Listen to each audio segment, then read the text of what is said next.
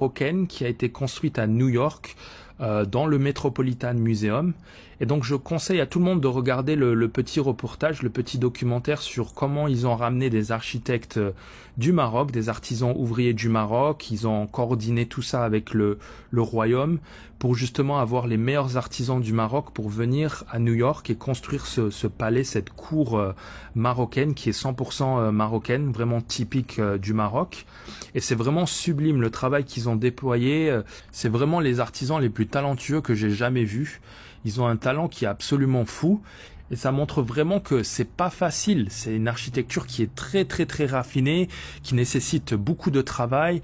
Et c'est une architecture qui est liée aux mathématiques. On voit vraiment avec la géométrie, les formes, tout doit être vraiment mesuré au centimètre, au millimètre près pour que les éliges s'emboîtent parfaitement sur les façades des murs. C'est tout simplement somptueux.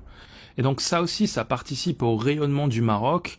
L'endroit s'appelle la cour marocaine, en anglais, The Moroccan Court. Elle se situe à l'intérieur du musée du Metropolitan Museum de New York. Elle est dans la section art islamique, empire islamique. Et c'est une section qui est complète avec...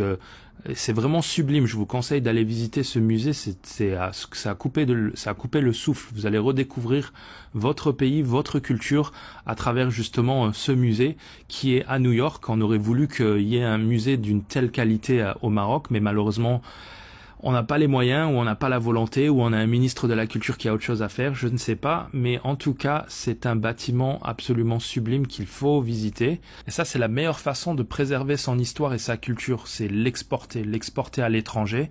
Et d'ailleurs, maintenant que j'y pense, il y a une section dans le musée qui est réservée aux caftans marocains, et il y en a qui datent du Moyen-Âge, donc dans des années 1000, entre 1000 et 1300. Et donc vraiment, je vous conseille ce musée si vous voyagez un jour à New York, c'est vraiment sublime.